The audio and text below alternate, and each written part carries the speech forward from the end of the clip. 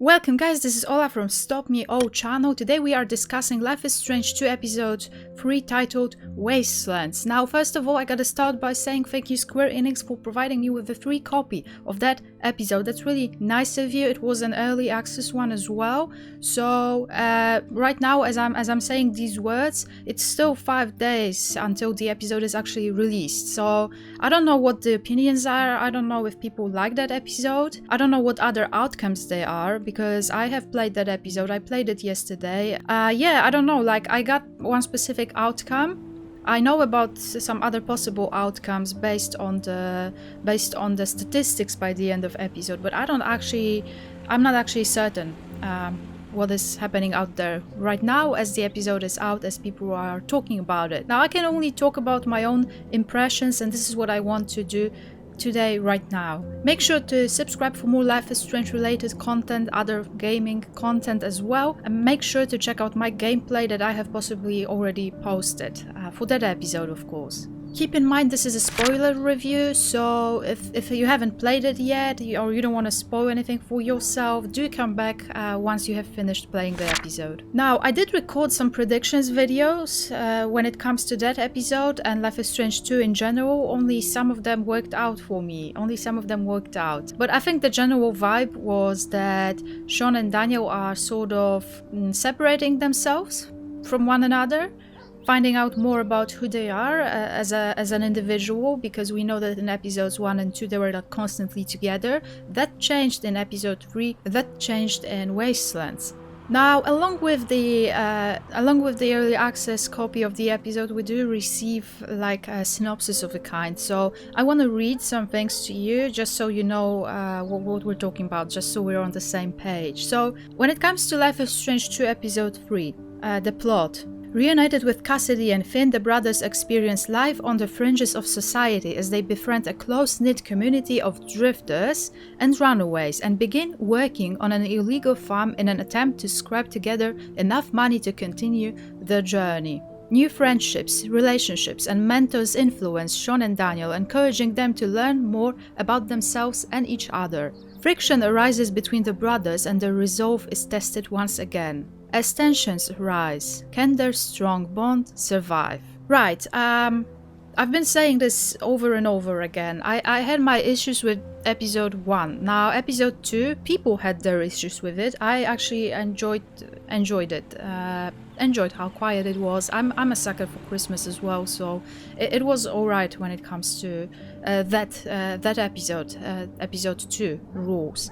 Now, episode 3. When I was playing it, I actually liked it a lot. I enjoyed playing it. It was quite immersive. It took me 3.5 hours, but I'm certain for those of you explorers out there it will take even more. Like, I haven't fully explored everything because first of all, I'm not the biggest fan of exploring in games unless I have something out of it. So when I'm playing Resident Evil 2, obviously I'm exploring, I'm looking for stuff that can help me out. Now in Life is Strange 2, I cannot really say honestly that I enjoy exploring, because sometimes things that Sean say are a tad obvious. For example, he'd grab a dog's leash and say that you used it to walk a dog. And yes, I know, Sean. I think exploring made more sense in Life is Strange, the original game, because we were finding out about Chloe's life. We could find out about Rachel, Chloe's parents, when we were snooping around her house. I guess sometimes you can find stuff in Life is Strange too. For example, when the episode started, we woke up in our tent. And we were snooping around people's tents. So obviously you could find things and find out about our new friends, the Misfits, their history. So there's that. Now before that happened, we actually had like a flashback. We were able to glance into our life with Esteban and Daniel a couple of months prior to the events. And we were able to like remind ourselves about a lesson that our father taught us, to be understanding with Daniel. Now I really have to remember about that, because I'm having such a problem with Daniel. Like I know that plenty of you out there like him, but he's annoying me. He's annoying me so much when he's like getting angry at me and when he's not doing what I want him to do, even though I feel like I've been sort of doing well as a big brother. He's just not listening to me, and I think especially in episode 3 you cannot actually influence that. Like, he will act that regardless of what you're saying, because I think this is the goal of that episode, to show us that Daniel's growing up, like he's rebelling against us and he's seeking new role models, Finn, and that sometimes we're just not enough. We're more of a father figure than a brother at this point, so he's bound to rebel. I don't know, when he's quiet I'm okay with him, but when he's doing that I actually get annoyed. I never had any younger siblings, I don't have kids of my own, so I'm not really that patient with kids. There's that. Maybe some of you out there have younger siblings and it's easier for you to handle a kid like Daniel. But in episode 3 I really feel like he peaked when it comes to that annoyance. Going back to Esteban's house was actually a nice touch, something that already happened in The Walking Dead. When we had a dream, we were able to see Lee again, playing as Clementine. Yeah, so that's very similar in a way. Like I said, as I was playing the episode, it felt quite immersive. I loved the graphics of that episode, I loved the surroundings, the forest. I enjoyed that forest more than I enjoyed the other forest from episode 1. But that was a different forest, right? Back then we were around Seattle, around Washington area, and right now we're in California, so there are these redwood trees or sequoias. I don't know, they're quite big, quite majestic. It was quite nice to hang around in that area. One thing I have to notice, I really loved the sound effects in that episode. You could hear flies.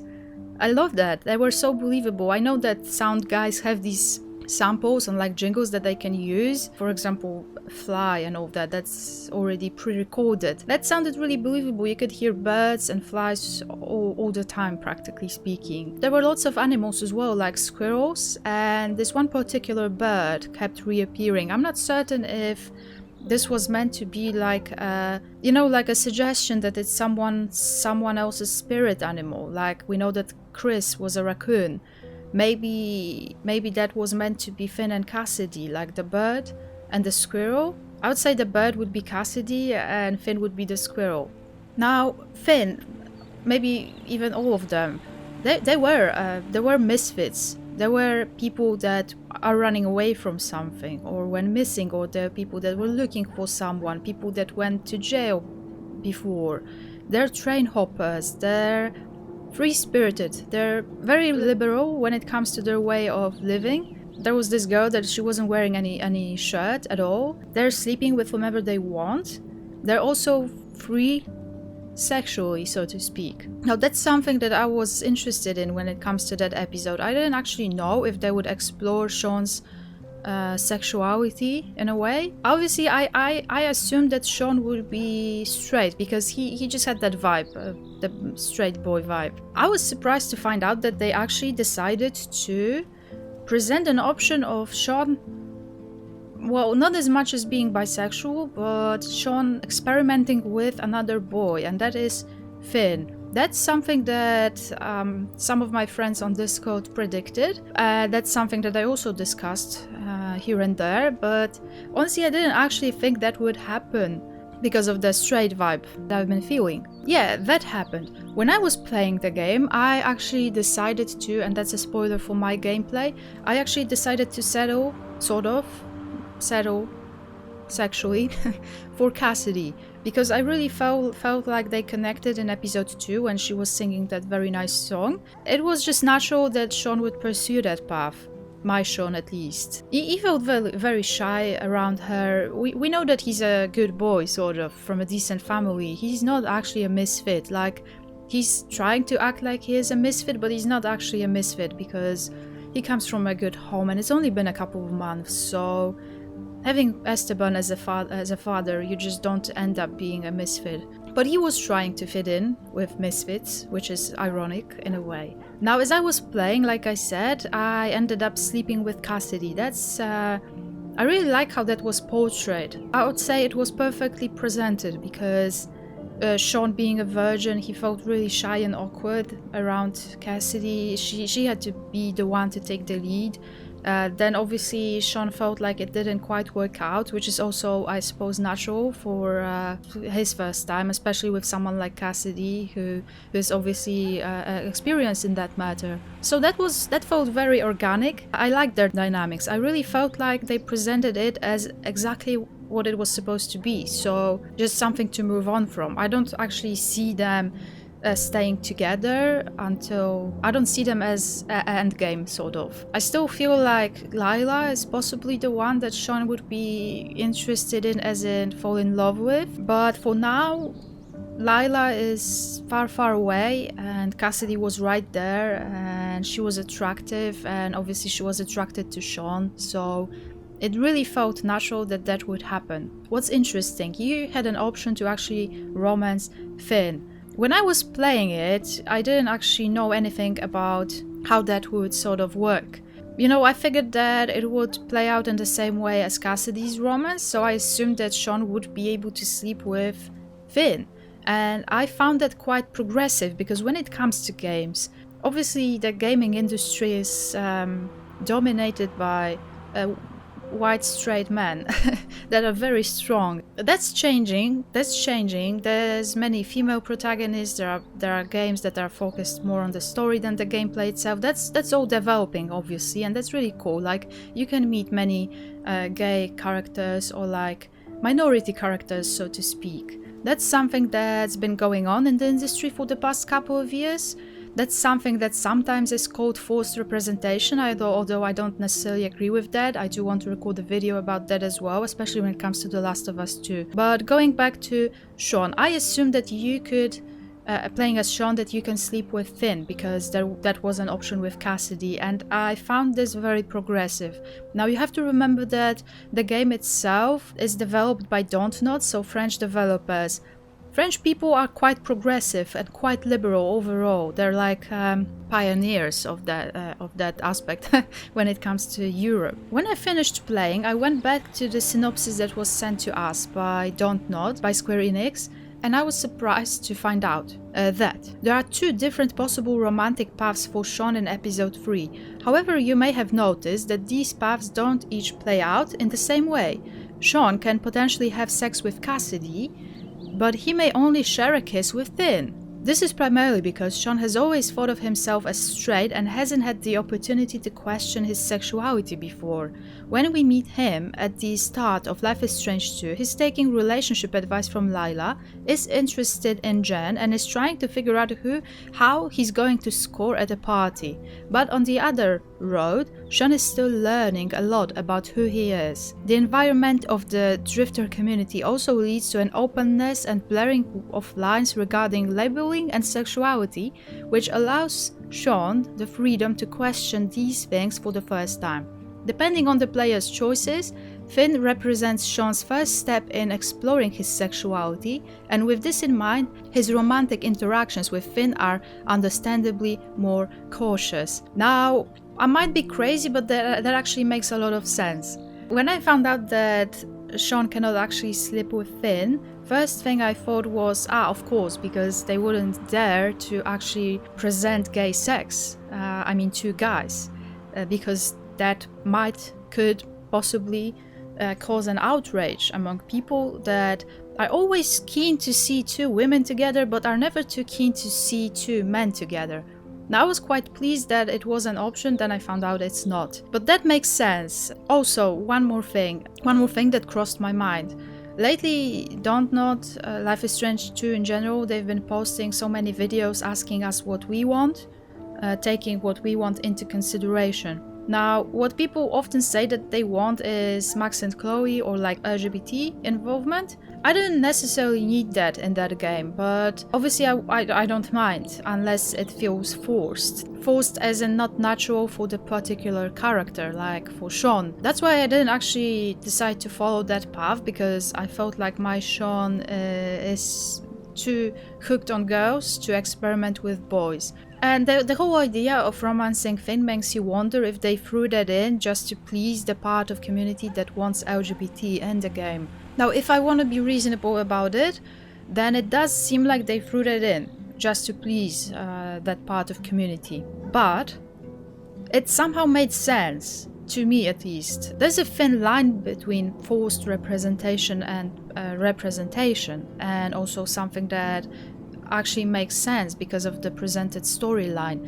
Since Sean ended up with these people that are free-spirited liberals, they're sleeping with whoever they want, it's natural that they would sort of experiment. So if Sean had that idea ever to kiss a boy, then he would, and he could do that in that episode, which is cool. Also, on a more personal note, I had this friend, French guy. He was always straight. He had a girlfriend and all, but he told me that one time at a party, he actually kissed a guy just to see, because he decided that he needs to just understand how it feels like and sort of explore that as well. That's why maybe I sort of buy that explanation, and I think that's possible, because I know for a fact that it happened to at least one person.